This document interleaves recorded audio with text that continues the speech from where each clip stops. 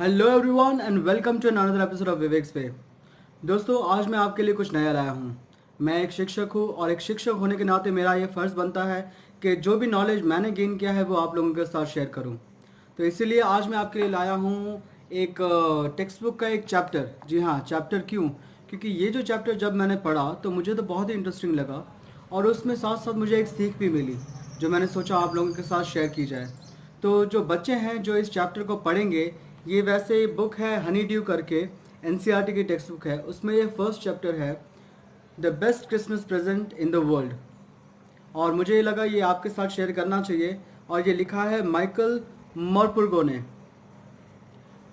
तो ये इस चैप्टर में वैसे तो ये इंग्लिश की टेक्स्ट बुक है और पूरी तरह से इंग्लिश में पढ़ाना चाहिए बच्चों को भी, अगर इंग्लिश मीडियम के बच्चे हैं तो। लेकिन मैंने सोचा ये मैं हिंदी में एक्सप्लेन करूं ताकि जो बच्चे दूसरे मीडियम से भी हैं या फिर जो बड़े हैं भी हैं उनको भी अच्छे से पता चले कि इस चैप्टर में क्या कहा गया है और इसका क्रक्स क्या है इस चैप्टर का। तो आइए शुरू करते हैं ये chapter, the best Christmas present in the world. एक लेखक की दृष्टि से ये चैप्टर मैं पढ़ूंगा और उनके जो अनुभव हैं, उनके जो उन्होंने जो ऑब्जर्व किया इस चैप्टर में, वो मैं उन्हीं की तरह आपको मैं समझाऊंगा। आई spotted it in a junk shop in a bread pot और रोल टॉप डेस्क। अब जो लेखक है वो कह रहे हैं कि भाई मैं जब गुजर रहा था तो एक कबाड़ की दुकान थी, जंक शॉप था ब्रेड पॉट में। ब्रेड पॉट क्या है? एक टाउन है इंग्लैंड का। उन्होंने उस जंक शॉप में देखा एक roll top desk. The man said it was early 19th century and oak. जो दुकानदार था, जो कबाड़ी वाला था, उसने कहा ये 19वीं सदी की डेस्क है, रोल टॉप डेस्क, और ये ओक लकड़ी की बनी हुई है।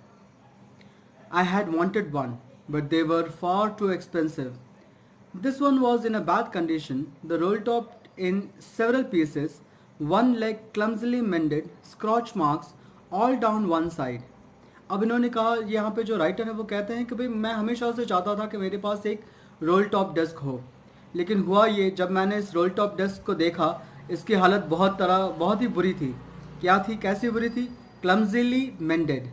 क्लमजीली मतलब बहुत ही बेढंगे तरीके से, और मेंडेड मतलब एकदम टूट फूट तरीके से उसको रिपेयर किया गया था। और स्क्रॉच मार्क, स्क्रॉच मार्क मतलब जलने के निशान थे उसके ऊपर। दोस्तों, जो भी मैं यहाँ पे आपको वर्ड समझा रहा हूँ, अगर ये टेक्स्ट बुक आपके पास है, जो स्टूडेंट्स हैं स्पेशली जिनके पास ये एनसीईआरटी की टेक्स्ट बुक होगी ही और जो ये चैप्टर को रेफ़र कर रहे हैं, आप जो भी मैं रीड कर रहा हूँ उसके साथ साथ आप भी रीड करें मेरे अपनी टेक्स्ट बुक में। और जो भी हार्ड वर्ड्स मैं आपको बता रहा हूँ वो अंडरलाइन करके टेक्स्ट बुक के ऊपर ही आप लिख दें, तो जब भी आप अगर रिविजन के लिए बैठते हो तो आपको उन सारे शब्द के मतलब पता चल जाएंगे। तो राइटर कहते हैं कि जब उन्होंने ये देखा कि एक जंक शॉप में एक ये रोल टॉप डेस्क पड़ा है, तो वो रोल टॉप डेस्क बहुत ही बुरी कंडीशन में था, उस पर जलने के निशान भी थे। It was going for very little money. It was going for very little money मतलब वो बहुत ही सस्ते में मिल रहा था उनको ये desk. I thought I could restore it, it would be a risk, a challenge, but I had to have it. मैंने सोचा कि ये डेस्क तो मुझे चाहिए ही, चाहे रिपेयर करना होगा हम कर लेंगे, लेकिन ये डेस्क एक बार आ जाए तो अच्छी बात है। I paid the man and bought it back to my work room at the back of the garage. मैंने वो डेस्क खरीदा और वो मैं अपने घर ले आया, मेरे वर्क रूम में जो मेरे गैरेज में बना हुआ था। I began work on it on Christmas Eve. मैंने क्रिसमस ईव पे वो उस पर काम करना शुरू कर दिया। अब बच्चों, मैं आपको बता दूं क्रिसमस ईव क्या होता है। क्रिसमस ईव होता है क्रिसमस की पूर्वी संध्या। जिस दिन क्रिसमस होता है उसके पहले दिन की जो शाम होती है उसे हम कहते हैं Christmas Eve. I remove the roll top completely and pulled out the drawers. मैंने क्या किया, उसका जो रोल टॉप था उसको पूरी तरह से निकाल दिया और उसके ड्रॉवर्स भी मैंने निकालना शुरू किए। The veneer had lifted almost everywhere. जो वीनर है वो हर तरफ से उखड़ा हुआ था। अब वीनर क्या है? वीनर है एक जो शब्द है वो एक नाउन है और उसका मतलब क्या है वो भी मैं आपको समझाता हूँ। वीनर ये होता है जब हम एक प्लास्टिक की पतली परत फर्नीचर पे लगाते हैं, चाहे हम उसे सनमाइका कहें या फिर एक पतली परत जो लकड़ी की प्लाई की होती है, उसे हम कहते हैं veneer. Looked like a water damage to me. मुझे लगा कि भाई जो उसके ऊपर विनर था वो पूरी तरह से उखड़ा हुआ था और वाटर डैमेज था वो। Both fire and water had clearly taken their toll on this desk. दोनों ही आग और पानी ने उस डेस्क पे बुरी तरह से अपना कहर बरपाया था और वो बुरी तरह से बिगड़ी हुई थी। The last drawer was stuck fast. जो उसमें जो लास्ट की एक ड्रॉवर थी वो स्टक फास्ट थी। स्टक फास्ट मतलब बुरी तरह से वो अटकी हुई थी। I tried all I could ease it out gently. मैंने जितना हो सके जेंटली उसे आराम से उसे निकालने की कोशिश की, लेकिन वो मुझसे निकला नहीं। In the and I use brute force. लेकिन अंत में मैंने ब्रूट फोर्स यूज़ किया। ब्रूट मतलब क्रूर, मतलब ज़ोर से मैंने उसको खींचने की कोशिश की। I struck it sharply with the side of my fist and the drawer flew open to reveal a shallow space. मैंने ज़ोर से उसके ऊपर अपने फिस्ट से उसके ऊपर ज़ोर दिया और तो वो ड्रावर बाहर निकल आया। फिस्ट क्या होता है? फिस्ट मतलब मुट्ठी। The drawer flew open to reveal a shallow space. Drawer तो खुल गया और उसमें मुझे थोड़ी सी जगह दिखाई दी। Underneath a secret drawer. उसके पीछे भी एक सीक्रेट ड्रॉर छुपा हुआ था। There was something in there. I reached in and took out a small black tin box. जब मैंने उसके अंदर झांक के देखा तो उसमें एक काला टिन का डब्बा रखा हुआ था। Sellotape to the top of it was a piece of lined notepaper and written on it in shaky handwriting. जब मैंने वो टिन का डब्बा निकाला तो सेलो टेप से एक पेपर की नोट उसके ऊपर लगी हुई थी और उसके ऊपर बहुत ही मतलब शेकी हैंडराइटिंग में किसी बुजुर्ग के हाथ हिल रहे हों और उससे वो ऐसे बिगड़ी हुई हैंडराइटिंग में लिखे, उस तरह से उसके ऊपर लिखा हुआ था। क्या लिखा हुआ था देखते हैं। जिम्स लास्ट लेटर रिसीव्ड जनवरी 25, 1915। जी हाँ दोस्तों, 1915, तकरीबन 100 साल से भी पहले, जब पहला विश्व युद्ध चल रहा था। To be buried with me when the time comes. और उसमें यह भी लिखा हुआ था कि ये लेटर मेरे साथ ही दफनाया जाए जब मैं गुजर जाऊं। किसने लिखा था ये देखते हैं। I knew as I did it that it was wrong of me to open the box, but curiosity got the better of my scruples. It usually does. बुरी बात होती है कि किसी का लेटर हम पढ़ें, लेकिन मेरी जो क्यूरियोसिटी थी वो हावी हो गई और मैं अपने आप को रोक नहीं पाया उस लेटर को पढ़ने में। स्क्रल्स जो मैंने वर्ड यूज़ किया, स्क्रल्स उसका मीनिंग होता है feeling that makes you hesitate to do something wrong. एक ऐसी फीलिंग जो आपको कुछ बुरा आप करने वाले हो लेकिन आपको ऐसे गिल्ट फील हो कि भाई नहीं करना चाहिए, लेकिन फिर भी आप वो करते हो। तो राइटर ने भी यही किया कि भाई वो लेटर किसी और का था, नहीं पढ़ना चाहिए था वो नोट, लेकिन फिर भी उन्होंने वो पढ़ा। Inside the box there was an envelope. और उस बॉक्स में एक एनवलप भी रखा हुआ था और उस एनवलप पे एड्रेस लिखा हुआ था, Mrs Jim McPherson, 12 Copper Peaches, Bridport, Dorset. I took out the letter and unfolded it. It was written in pencil and dated at the top, December 26, 1914. जो लेटर जो मिला उसके ऊपर ये डेट लिखी हुई थी दिसंबर 26, 1914, और वो लिखा गया था मिसेस जिम मैकफर्सन को। दोस्तों ये चैप्टर में 3 हिस्से हैं।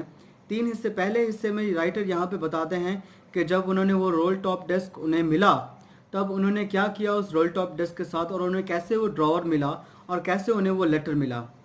और इसका अब दूसरा पार्ट शुरू होने जा रहा है।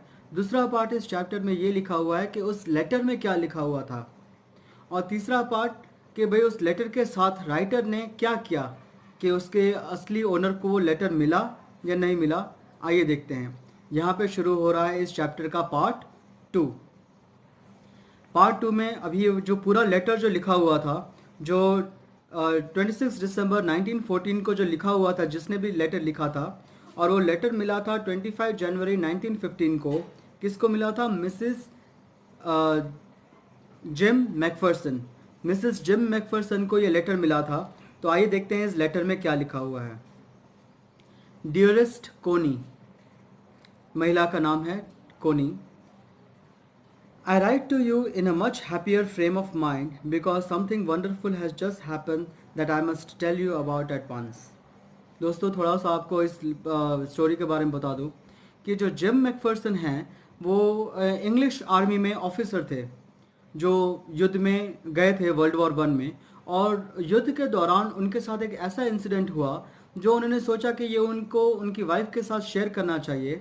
तो उन्होंने ये जो भी इंसिडेंट वहाँ पे जो वॉर फ्रंट पे उन्होंने अनुभव किया, वो उन्होंने एक लेटर के रूप में लिख के उन्होंने कोनी मैकफर्सन को भेजा। कोनी मैकफर्सन जो उनकी वाइफ हैं, मिसेस जिम मैकफर्सन, मतलब कोनी मैकफर्सन। तो उन्होंने वो पूरा इंसिडेंट जो वॉर जो जब चल रही थी, और उन्होंने जब वो एक्सपीरियंस किया वो इंसिडेंट, तो उन्होंने वो पूरा इंसिडेंट अपनी वाइफ को लिख के सुनाया। तो उन्होंने कहा कि जब मैं ये लिख रहा हूँ तो in a much happier frame of mind. Frame of mind क्या है? फ्रेम ऑफ माइंड दोस्तों एक ईडियम है, मतलब मेंटल एटीट्यूड या मूड। तो यहाँ पे ये जो जिम मैकफर्सन हैं वो ये लेटर लिख रहे हैं, और वो कह रहे हैं कि भाई मैं बहुत ही खुश हूँ ये लेटर लिखने के लिए। तो आइए देखते हैं और इस लेटर में क्या लिखा उन्होंने। We were all standing in our trenches yesterday morning. हम लोग सब लोग जो जितने भी सोल्जर्स थे वो खड़े हुए थे लड़ाई के लिए अपने ट्रेंचेस में। ट्रेंचेस क्या होता है? ट्रेंचेस मतलब बॉर्डर फिल्म देखी है बच्चों आपने? बॉर्डर फिल्म में उन्होंने ज़मीन के नीचे जो एक खाई सी बनाई होती है, वहाँ पे सारे सोल्जर्स खड़े रहते हैं अपने आप को प्रोटेक्ट करने के लिए, तो उन्हें हम कहते हैं trenches. Christmas morning. It was crisp and quiet all about, as beautiful a morning as I have seen, as cold and frosty as a Christmas morning should be. Christmas की सुबह थी वो, और बहुत ही ठंड पड़ रही थी, और सब लोग बहुत ही शानदार सुबह थी वो क्रिसमस की।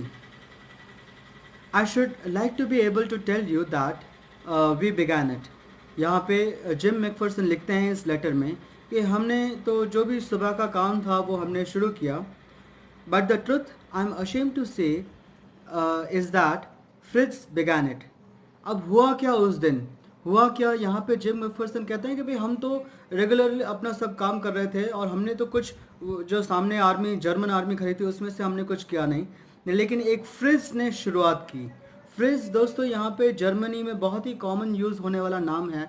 अगर जर्मनी का कोई भी बंदा हो तो उसे हम फ्रिज कहेंगे, क्योंकि वहाँ पे वो बहुत कॉमनली नाम यूज़ होता है, राइट। तो अब सोल्जर्स को, उन्हें तो जिम मैकफर्सन को तो पता नहीं था कि सामने कौन है, सामने जर्मन की सेना में।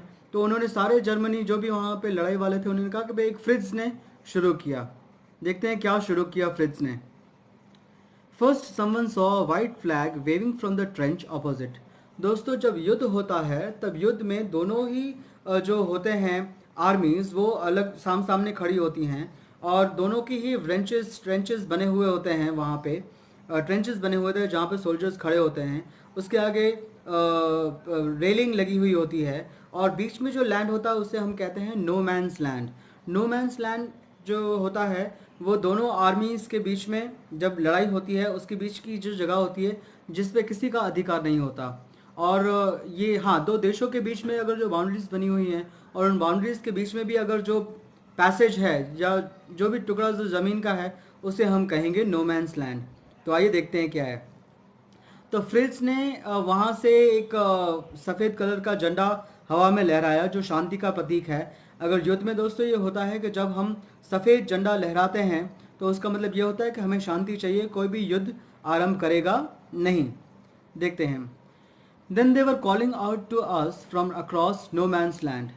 फिर जो भी जर्मन सेना जो जिम मैकफर्सन की सेना के सामने खड़ी थी उन्होंने वहाँ से चिल्लाना शुरू किया कि भाई हमें शांति चाहिए, हम कुछ झगड़ा नहीं करना, हमें कोई वॉर नहीं करना, तो हमें शांति से आपको मिलना है। और उन्होंने क्या कहा उस नो मैंस लैंड में आके? Happy Christmas Tommy, happy Christmas. दोस्तों टॉमी यहाँ पे इंग्लिश जो सैनिक हैं उनके लिए यूज़ किया गया है। जैसे मैंने कहा जो फ्रिज वर्ड होता है वो जर्मनी में बहुत ही कॉमनली यूज़ होता है, बच्चों के नाम फ्रिज रखते हैं। उसी तरह से जो इंग्लिश लोग होते हैं, ब्रिटिश पीपल होते हैं, उनमें ये टॉम नाम बहुत ही कॉमन है। तो अब ये दोनों सोल्जर्स एक दूसरे को तो मिले नहीं थे, तो जिम मैकफर्सन ने जर्मन सैनिक को फ्रिज करके बुलाया, और जो जर्मन सैनिक था उसने जिम मैकफर्सन को, जो एक इंग्लिश सैनिक थे, उनको टॉमी करके संबोधन किया। Sorry for the interruption. When we had got over the surprise, some of us shouted back, "Same to you, Fritz, same to you." तो यहाँ पे जिम मैकफिरसन कहते हैं कि भाई उसने जैसे ही कहा हैप्पी क्रिसमस, तो हमारे लोगों ने भी यहाँ से शाउट किया कि भाई तेरे को भी हैप्पी क्रिसमस करके। I thought that would be that, मुझे लगा कि बस यही होगा, उससे ज़्यादा तो कुछ होगा नहीं। ठीक है, क्रिसमस का दिन है, एक दूसरे को विश कर लिया तो क्या फ़र्क पड़ता है। लेकिन we all did, but then suddenly one of them was up there in his great coat and wearing a white flag. तब हुआ ये कि उन्हों में से एक सोल्जर सामने आया, उसने एक बड़ा सा ग्रेट कोट, मतलब अगर जहाँ पे ज़्यादा ठंड होती है वहाँ पे बहुत ही बड़े बड़े ओवरकोट पहनते हैं। ओवरकोट दोस्तों ये होता है कि भाई एक जो हम सूट पहनते हैं उसके ऊपर भी एक बड़ा सा कोट पहनते हैं ठंडी से बचने के लिए, उसे कहते हैं ओवरकोट। तो उसी में से जो सोल्जर है उसने वो ओवरकोट पहना हुआ था और वो आ गया वहाँ से एक वाइट फ्लैग लेके, और उसने कहा don't shoot lads, someone shouted and no one did, किसी ने आवाज़ दी कि शूट मत करना, और किसी ने किया भी नहीं। Then there was another Fritz up on the parapet and another, और उसके बाद एक सोल्जर निकला, उसके बाद दूसरा, तीसरा, और पैरापेट मतलब रेलिंग, और रेलिंग पे एक के बाद बहुत सारे सोल्जर्स आ गए। तो जिम मैकफिरसन तो मतलब चकरा गए कि भाई ये क्या हो रहा है, सोल्जर्स सब सामने आ रहे हैं, क्या चक्कर है, देखते हैं।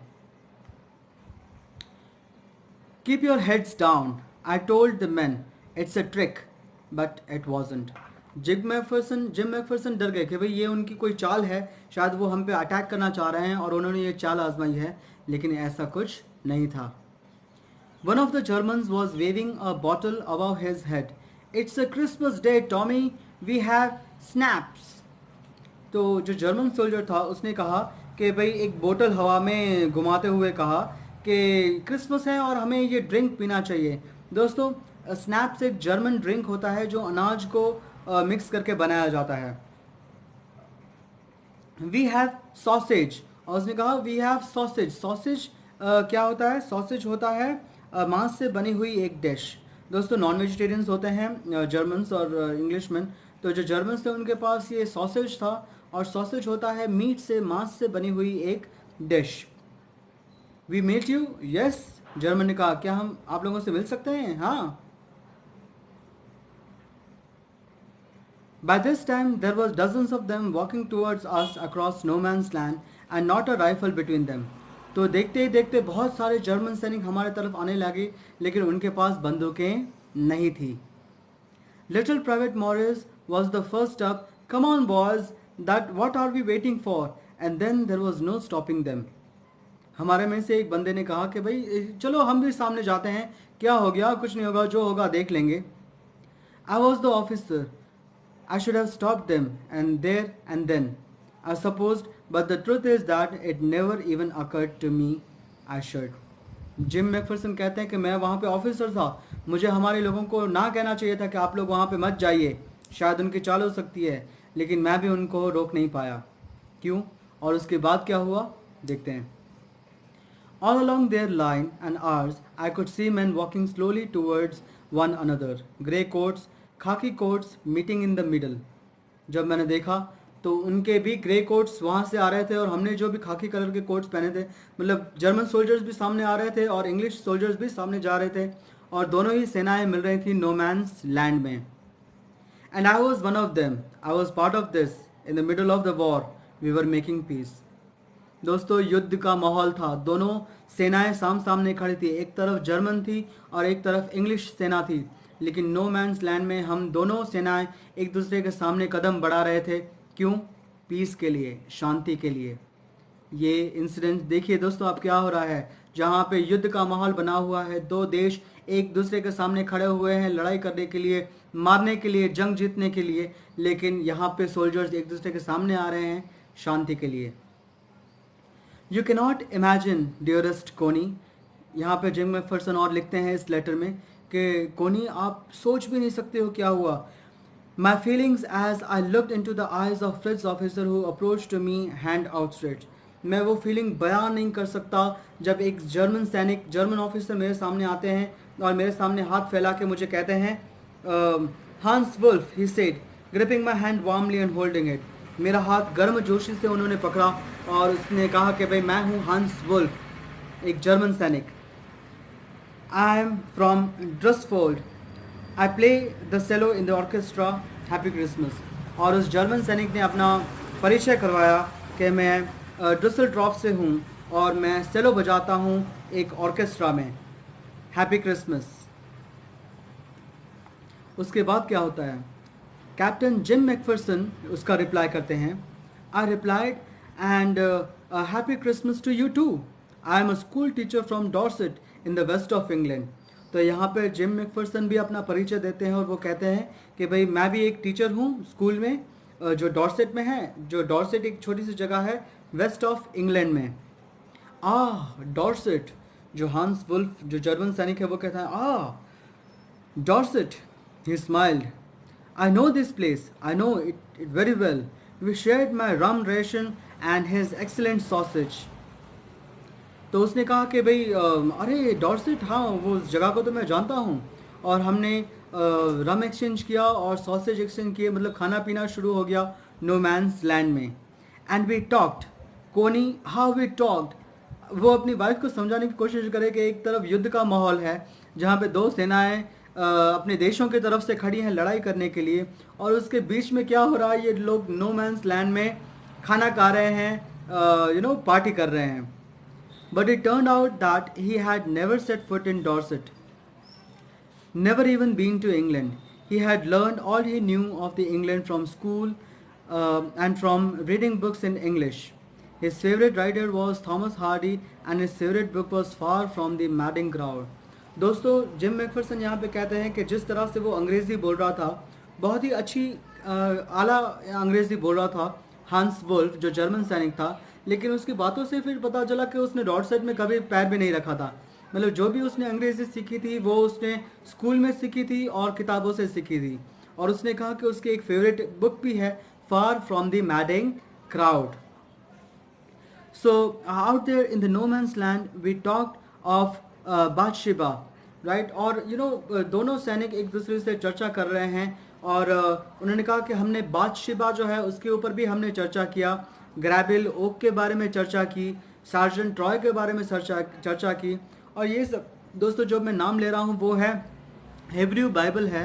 हिब्रू एक बाइबल है, उसमें ये सारे किरदार हैं जो मैंने कहे, Bathsheba, Gabriel Oak, Sergeant Troy and Dorset, Dorset जो जगह का नाम है। और ये हिब्रू बाइबल है, उसमें ये सारे किरदार हैं और ये दोनों ही जर्मन सैनिक और इंग्लिश सैनिक इसके बारे में चर्चा कर रहे हैं। He and his wife and one son born just 6 months ago. उसने कहा कि उसके घर में उनकी वाइफ है और उनके 6 महीने का एक छोटा सा बेटा है। As I looked about me, there was hurdles of khaki and grey everywhere. जब मैंने अपने आसपास देखा तो हर तरफ खाकी सोल्जर्स दिख रहे थे, हर तरफ सैनिक थे, जर्मन सैनिक और इंग्लिश सैनिक। Everywhere, all over no man's land, smoking, laughing, talking, drinking, eating. दोस्तों पार्टी का माहौल बन गया था दोनों सेनाओं के बीच में। जो नो मैंस लैंड था वहाँ पे दोनों सेनाएं मिलके पार्टी कर रहे थे। Hans Wolf and I shared what was left of your wonderful Christmas cake Connie. तो कोनी ने, जो उनके जिम मैकफरसन की वाइफ है, उन्होंने उनके लिए केक भिजवाया था, तो वो वहाँ पे केक भी उसने जिम मैकफरसन ने शेयर किया हांस वुल्फ के साथ। और यहाँ पे वो लेटर में बता रहे हैं कि कोनी, तुमने जो मुझे केक बना के भेजा था वो मैंने हांस वुल्फ के साथ शेयर भी किया। He thought the marzipan was the best he had ever tasted. और हांस वुल्फ ने कहा कि उसके ऊपर जो marzipan लगा हुआ था, marzipan दोस्तों क्या होता है, a sweet covering on a cake made from sugar, eggs and almonds. और उसने हांस वुल्फ ने कहा कि मैंने ये marzipan अपनी ज़िंदगी में पहले कभी इतना टेस्टी मैंने टेस्ट नहीं किया। I agreed, मैंने भी उसकी बात से सहमत कि हाँ भाई कोनी ने बनाया तो अच्छा है। We agreed about everything and he was my enemy.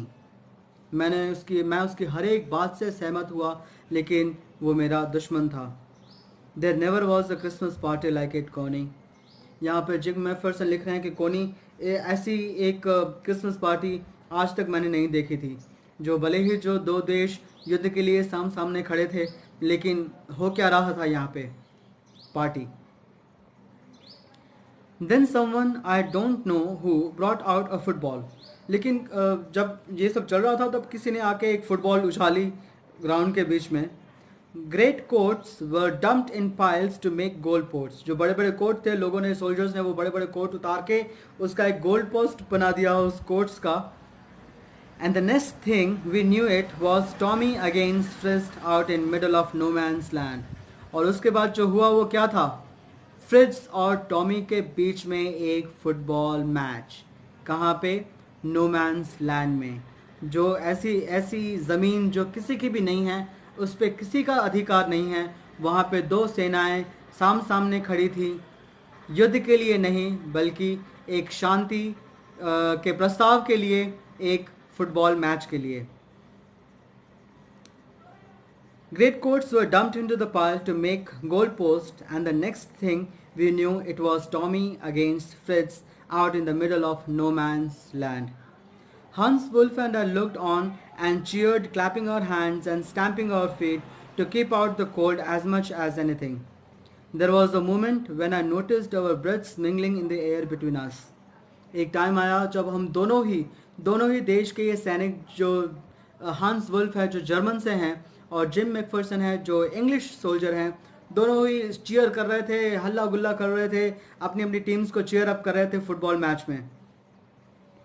He saw it too and smiled. उसने भी देखा और दोनों एक दूसरे के सामने मुस्कुराए। Jim McPherson, I noticed our breaths mingling in the air. He saw it too and smiled. Jim McPherson, he said after a while, I think this is how we should resolve this war. A football match, no one dies in a football match, no children are orphaned, and no wives become widow. दोस्तों, ये बहुत ही बड़ा statement है।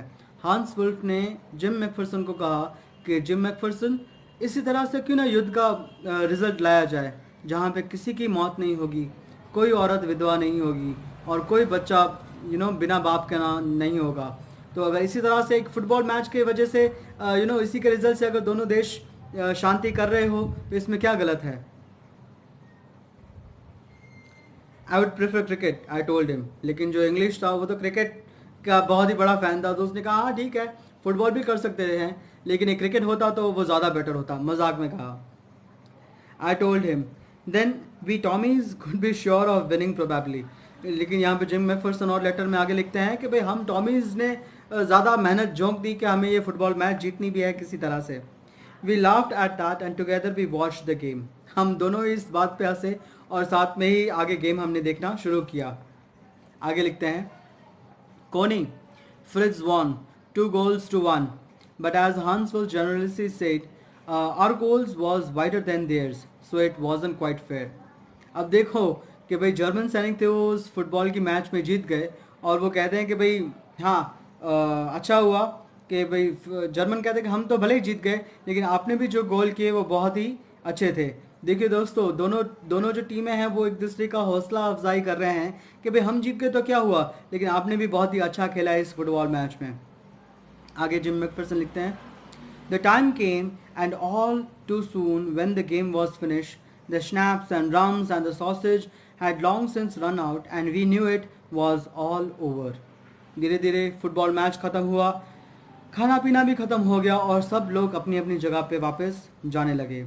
आई wished Hans well and told him I hope he would see him family again soon and fighting would end and we could all go home. और मैंने हंस से कहा कि भाई उम्मीद करते हैं कि तुम अब सही सलामत अपनी फैमिली के पास पहुंच जाओ और हम सारे सैनिक अपने अपने घर आराम से पहुंच जाए और ये युद्ध आराम से शांति से ख़त्म हो जाए। I think that is what every soldier wants. और मैंने कहा कि भाई हाँ, मैं जानता हूँ कि ये हर एक सोल्जर की यही एक ख्वाहिश है कि भाई जितना हो सके आराम से ये युद्ध ख़त्म हो जाए और हर कोई जो सोल्जर है वो अपने घर पे आराम से लौट सके। Hans Wolf said, take care Jim McPherson, I shall never forget this moment nor you. He saluted and walked away from me slowly, unwillingly I felt. He turned to wave just once and then became one of hundreds grey-coated men drifting back towards the trenches. और ऐसे कहते ही हंस wolf ने चलते बने अपनी सेना के साथ और वो अपनी सेना में घुल मिल गए और मतलब पता ही नहीं चला कि कौन कौन है, और वो पूरी जो जर्मन सेना थी वो फिर से अपने ट्रेंचेस में चले गए और हम लोग भी अपने ट्रेंचेस में आ गए। That night back in our dugouts we heard them singing a carol and singing it quite beautifully. It was still a नाच, साइलेंट नाइट। दोस्तों, जो क्रिश्चियंस होते हैं वो क्रिसमस में क्रिसमस कैरल्स गाते हैं। तो जब हम अपने डगआउट्स में थे, मतलब जब हम अपने क्या कहते हैं, आराम कर रहे थे, आप पहरा दे रहे थे, तब उन्होंने सुना कि जो जर्मन सैनिक थे वो वहाँ से साइलेंट नाइट जो क्रिसमस कैरल था, वो वहाँ पे वो जर्मन भाषा में वहाँ पे ज़ोर ज़ोर से गा रहे थे। Our boys gave them a rousing chorus of while shepherds watched. तो जो सैनिक थे, जब वो वहाँ से उनका गाना क्रिसमस कैरल सुनाई दे रहा था, तो हमने भी उनका जवाब दिया, हमने भी यहाँ पे क्रिसमस कैरल गाना शुरू कर दिया। और यहाँ पे जो इंग्लिश सोल्जर्स हैं, उन्होंने while shepherd watched जो क्रिसमस कैरल है वो उन्होंने गाना शुरू किया। We exchanged carols for a while and then we all fell silent. हमने क्रिसमस कैरल एक्सचेंज की, गाना गाए क्रिसमस के, क्योंकि क्रिसमस की शाम थी, और धीरे धीरे वो भी सब शांत होता चला गया। We had at our time of peace and goodwill, a time I will treasure as long as I live. यहाँ पे जिंग मैकफरसन लिखते हैं कि ये जो मोमेंट हमने स्पेंड किया वो ताउम्र, पूरी ज़िंदगी हम संभाल के रखेंगे, मैं संजो के रखूँगा अपनी मेमोरी में। और वो आगे लिखते हैं, Dearest Connie, by Christmas time next year, this war will be nothing but a distant and terrible memory. I know from all that happened today how much both armies long for peace. We shall be together again soon, I am sure for it. आगे gym McPherson लिखते हैं कि dearest कोनी, ये जो ये जो माहौल हमने स्पेंड किया वो हमारे साथ हमेशा रहेगा, और हम उम्मीद करते हैं कि ये जो युद्ध का आतंक है वो जल्दी ख़त्म हो जाएगा, और जल्दी मैं आपको आके आपसे मिलूँगा। Your loving gym. इस तरह से लेटर ख़त्म होता है। दोस्तों, लेटर में आप देख रहे हैं कि क्या हो रहा है। दो सेनाएं सामने नो मैंस लैंड में आके जहाँ पे युद्ध होना चाहिए वहाँ पे एक फुटबॉल मैच खेल रहे हैं, एक दूसरे की हौसला अफजाई कर रहे हैं, और एक दूसरे को शाबाशी दे रहे हैं कि भाई आपने अच्छा खेला फुटबॉल मैच, आपने अच्छा खेला, और एक दूसरे को सजेस्ट भी कर रहे हैं कि भाई अगर हो सकता तो इस युद्ध का अंजाम हम इसी तरह से ला सकते कि भाई एक फुटबॉल मैच काफ़ी होती, किसी की जान ना जाती, किसी का घर नहीं उजड़ता, किसी के बच्चे अनाथ ना होते, किसी की औरतें विधवाएं ना होती। तो ये माहौल, अगर काश हम उम्मीद करते हैं कि अगर आज भी अगर ये माहौल ऐसा हो जाए तो पूरी दुनिया में शांति हो जाए, और इसी तरह से अगर चीज़ों की निकल आती सॉल्यूशंस वॉर की, तो ज़्यादा बेटर होता। अब दोस्तों, यहाँ पे इस चैप्टर का थर्ड पार्ट शुरू होता है, और उस थर्ड पार्ट में जो राइटर हैं वो मिसेस जिम मैकफरसन, जो कोनी मैकफरसन हैं, उनको ढूंढने जा रहे हैं, और उनको जिम्मेदारी लगता है कि ये लेटर जिसका है उसको मिलना चाहिए, वो उनकी एक नैतिक जिम्मेदारी है। तो इस थर्ड पार्ट में देखते हैं क्या लिखा है। लेटर पढ़ लिया उन्होंने, और I folded the letter again and slipped it carefully back into its envelope. I kept awake all night. Letter मैंने उस बॉक्स में वापस रख दिया और मैं पूरी रात जागता रहा। By morning, I knew what I had to do. I drove into Bridport, just a few miles away. I asked a boy walking his dog where Copper Bridges was. तो मैंने सुबह उठते ही अपनी गाड़ी निकाली, और मैंने जो एनवेलप पे जो एड्रेस लिखा हुआ था उस पर मैं निकल गया, और मैंने एक लड़का जो अपना कुत्ता घुमा रहा था उसको मैंने पूछा भी कि भाई ये एड्रेस आपको पता है, तो उसने मुझे बताया। House number 12 turned out to be nothing but a burnt out shell, the roof gaping. जो मैंने 12 नंबर का जो हाउस था, जब मैं वहाँ पे पहुँचा तब मैं क्या देखता हूँ कि वो घर पूरी तरह से जला हुआ है और वहाँ पे कोई नहीं रहता। I knocked at the house next door and asked if anyone knew the whereabouts of Mrs. Macpherson. मैंने पड़ोस में पूछा कि भाई यहाँ पे कोई मिसेस मैकफरसन रहती हैं। Oh yes, said the old man in his slippers. एक बूढ़ा आदमी वहाँ पे खड़ा था, उसने कहा हाँ हाँ मैं जानता हूँ वो कौन है। He knew her well, a lovely old lady, he told me. A bit muddle-headed, but at her age she was entitled to be, wasn't she? और उसने मजाक करते हुए कहा कि भाई वो थोड़ी कंफ्यूज सी औरत थी, और हाँ होनी भी चाहिए उसकी उम्र की औरतों के लिए, क्योंकि वो 101 साल की थी, राइट। उनकी जो उम्र थी कोनी मैकफरसन की, वो 101 थी। She had been in the house when it caught fire. No one really knew how the fire had started, but it could well have been candles. She used candles rather than electricity. because she always thought electricity was too expensive. The fireman had got her out just in time. She was in nursing home now, he told me. Burlington House on the Dorchester Road on the other side of town. जो बूढ़े आदमी थे जिनको ये writer पूछ रहे हैं कि भाई कहाँ थी वो औरत, तो उन्होंने उनको जवाब दिया कि भाई ये औरत का घर जो था, यहाँ पे जो रहती थी कोनी मैकफर्सन करके, उनके घर में आग लग गई थी। और आग लगने का कारण ये था कि जो वो हमेशा कैंडल यूज़ करती थी, उन्होंने इलेक्ट्रिसिटी यूज़ नहीं कर रही थी, क्योंकि उनका ये सोचना था कि इलेक्ट्रिसिटी ज़्यादा महंगी है और कैंडल्स सस्ती हैं। तो वो अपने घर में उजाला लाने के लिए रात को कैंडल्स यूज़ करती थी और इसकी वजह से उनके घर में आग लग गई। लेकिन उस आग के चक्कर में जो फायर डिपार्टमेंट वाले थे उन्होंने समय रहते उनको रेस्क्यू कर लिया और उनको बचा लिया। और आज वो बर्लिंगटन हाउस में एक नर्सिंग होम है, वहाँ पे वो अपना वक्त गुजार रही हैं, वो उस नर्सिंग होम में अपना टाइम बिता रही हैं। तो यहाँ पे राइटर क्या करते हैं, क्या कहते हैं, देखते हैं। I found Burlington nursing home easily enough. There were paper chains up in the hallway and a lighted Christmas tree stood in the corner of the lopsided angle on the top. जब writer कहता है कि भाई जो मैंने तो वो Burlington में जो हाउस नर्सिंग होम था वो मुझे आसानी से मिल गया। और जब उन्होंने एंट्री की उस नर्सिंग होम में तो उन्होंने देखा कि पेपर चेन्स, पेपर की जो चेन्स बनाते हैं बच्चे सजावट के लिए, वो वहाँ पे लगी हुई थी और क्रिसमस ट्री वहाँ पे कोने में रखा हुआ था। I said I was a friend to come to a visit to Mrs. McPherson to bring her a Christmas present. तो मैंने वहाँ पे, राइटर ने कहा कि भाई मैंने वहाँ पे जाके मैंने कहा कि भाई मिसेस मैकफर्सन का मैं एक दोस्त हूँ और मैं उनसे मिलना चाहता हूँ और मैं उनके लिए एक क्रिसमस प्रेजेंट लाया हूँ जो मैं उन्हें देना चाहता हूँ। I could see through the dining room where everyone was wearing a paper hat and singing. मैंने डाइनिंग रूम में झांक के देखा तो पता चला कि वहाँ पे जो भी लोग थे, ऑब्वियस क्रिसमस चल रहा था, वहाँ पे पार्टी चल रही थी, तो हर एक वहाँ पे ने क्रिसमस की पेपर की हैट्स वहाँ पे पहनी हुई थी सेलिब्रेट करने के लिए। The matron had a hat on too and seemed happy enough to see me. Matron जो वहाँ पे थी, मैट्रन कौन होती हैं, जो नर्सेज होती हैं, उन नर्सेज की जो हेड होती हैं वहाँ पे हॉस्पिटल में, उन्हें कहा जाता है मैट्रॉन।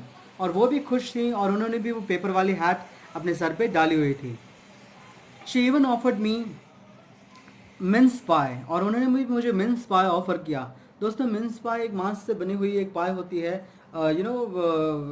तो उन्होंने भी वो मुझे ऑफर किया। She walked me along the corridor, और उन्होंने कहा कि आइए मेरे साथ उस कॉरिडोर से दोनों गुजरे। और उन्होंने कहा Mrs Macpherson is not in with the others, she told me. उन्होंने कहा जो मिसेस मैकफर्सन है वो दूसरों के साथ हमने उनको नहीं बिठाया, अलग से वो बैठी हुई हैं। She is rather confused today, so we thought it best if she had a good rest. और हमने सोचा कि आज क्रिसमस का दिन है लेकिन वो आज हमें कंफ्यूज दिख रही थी, तो हमने सोचा कि उनको एक अच्छे एक अलग एरिया में अकेले, उनको जहाँ पे मज़ा आए, हमने उन्हें वहाँ पे बिठाया जहाँ पे वो आराम से आराम कर सकें। She has no family, no one visits, so I am sure she will be only too please to see you. और यहाँ पे जो मैट्रन थी उन्होंने कहा कि भाई आपको जैसे तो पता है कि उनका कोई रिश्तेदार तो है नहीं, और जब वो आपसे मिलेगी तो उन्हें बेहद खुशी होगी आपसे मिलके। She took me in to a conservatory with wicker chairs and potted plants all around and left me. तो जो मैट्रॉन थी उन्होंने उस राइटर को एक कंजर्वेटरी में ले गई। दोस्तों कंजर्वेटरी वो होता है जो घर के बाहर एक छोटा सा या फिर साइज़ के हिसाब से बड़ा सा कमरा बनाया जाता है जिसकी छत शीशे की होती है, और वहाँ पे प्लांट्स रखे जाते हैं, एक छोटा सा सेटिंग एरिया बनाया जाता है, और उसमें विकर चेयर्स भी होते हैं। विकर चेयर्स क्या होता है? विकर चेयर्स वो होता है लकड़ी की जो पतली पतली पट्टियों से जो कुर्सियाँ बनाई जाती हैं। अगर इंग्लिश में कहें तो long thin sticks of wood that are used to make basket furniture. इस तरह से जो विकेट्स चेयर होती हैं वहाँ पे वो रखी हुई थी कंजर्वेटरी में, और वो जो मैट्रॉन थी वो उन्हें छोड़ के चली गई। The old lady was sitting in a wheel chair, her hands folded in her lap. जो बूढ़ी औरत जो वहाँ पे बैठी थी वो व्हील चेयर पर बैठी थी और उन्होंने अपने दोनों हाथ अपने जांघों पे रखे हुए थे। She had silver white hair pinned into a wispy bun. और यहाँ पे जो राइटर है वो उस औरत का वर्णन कर रहे हैं कि वो उनके सुनहरे बाल थे, उनके चांदी जैसे सफ़ेद बाल थे उस औरत के, और विस्पी बर्न मतलब लटदार, लटदार उनका जूड़ा बना हुआ था सर पे। She was gazing out at the garden, वो गार्डन में देख रही थी। Hello I said. She turn and looked up me vacantly. तो उन्होंने मेरी तरफ देखा और बिना ही एक भी हाव भाव उनके चेहरे पे नहीं था, और वो मुझे देखती रही। मैंने कहा, happy Christmas Connie. I went on, I found this, I think it's yours. तो मैंने कहा, कोनी, मुझे ये मिला और मुझे लगा ये आपका है, तो ये आपको मिलना चाहिए, happy Christmas. As I was speaking, her eyes never left my face.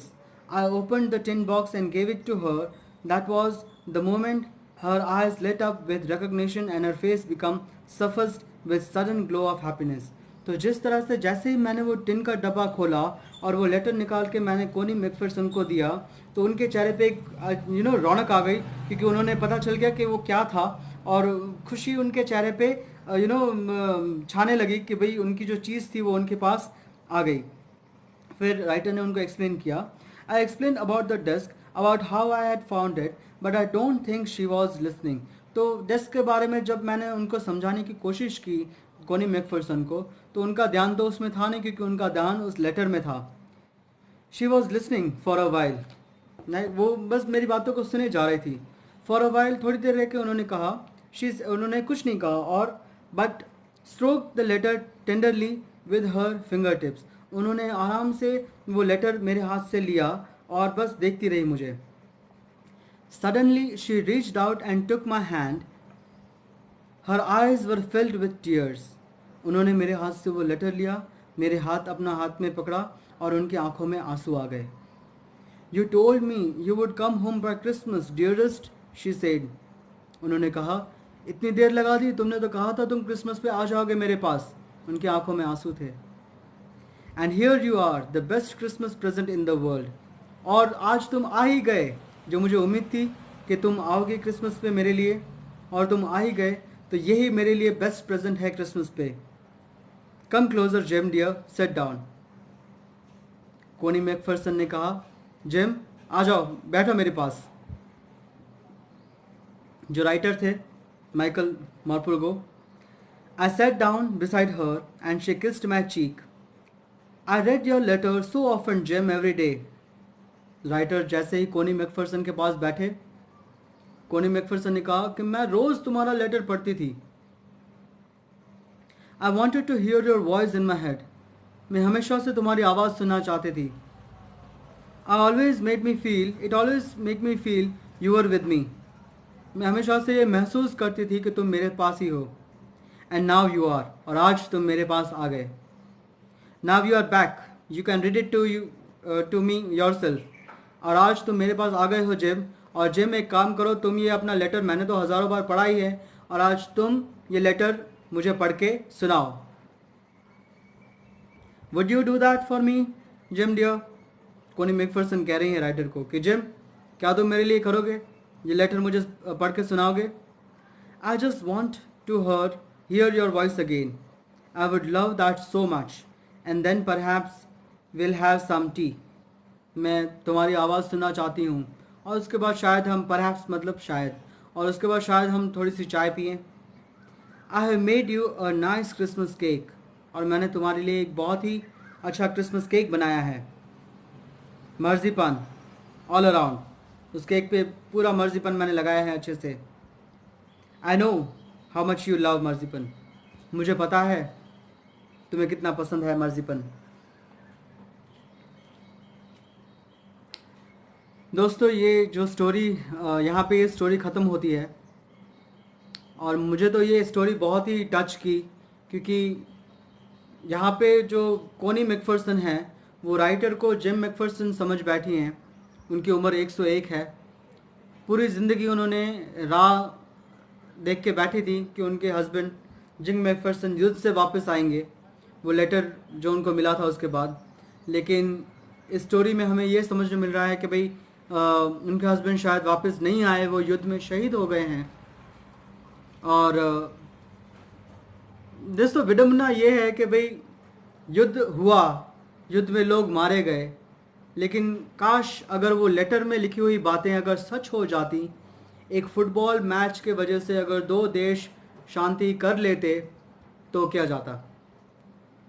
दोस्तों ये लेटर, ये जो चैप्टर जो आज मैंने आपको पढ़ के सुनाया, उससे मुझे तो यही समझ में आता है कि भाई war is not the solution to your disputes.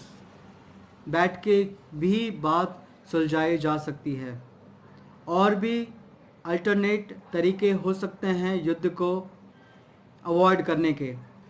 दोस्तों जब युद्ध होता है तब क्या होता है हम सब ने देखा है। लोग मारे जाते हैं, इंसान मारे जाते हैं, इंसानियत मरती है।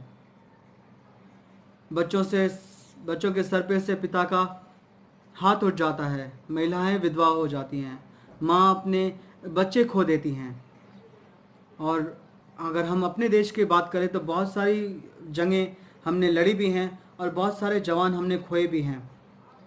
दोस्तों बस मेरी तरफ से मैं एक यही संदेश देना चाहूँगा कि हम भगवान को पूछते हैं, भगवान हमारे लिए सब कुछ है, भगवान से हमारी पूरी श्रद्धा है भगवान के लिए।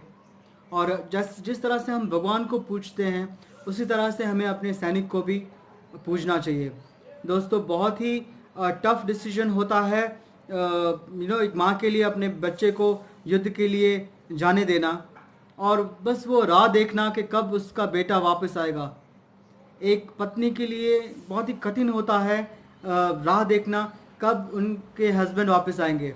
बच्चों के लिए बहुत ही कठिन होता है राह देखना कब उनके पापा वापस आएंगे युद्ध से। तो बस इस तरह से मैं अपना एक पर्सनल मैं चाहता हूँ कि जितना हो सके हमें अपने सोल्जर्स को इज़्ज़त देनी चाहिए, हमारे सोल्जर्स के लिए हमें हौसला अफजाई करनी चाहिए, और जितना हो सके हमें अपने देश को सपोर्ट करना चाहिए। तो दोस्तों मुझे उम्मीद है कि ये चैप्टर आपको पसंद आया होगा, और बच्चों आपके लिए ख़ास ये चैप्टर मैंने पढ़ा था उसके हार्ड वर्ड्स के लिए, और उसके एक्सप्लेनेशंस भी मैंने समझाए हैं, और यहाँ पे मैंने आपको बताया भी हैं कि भाई क्या क्या चीज़ें किसको क्या कहते हैं वो भी मैंने आपको बताया। तो उम्मीद है आपको ये चैप्टर पसंद आया होगा। इसी बुक से और दूसरे स्टैंडर्ड्स की बुक से भी मैं आपको अच्छी अच्छी स्टोरीज़ बताता रहूँगा। तो प्लीज़ लाइक करें, शेयर करें और सब्सक्राइब करें मेरे चैनल विवेक स्वे को।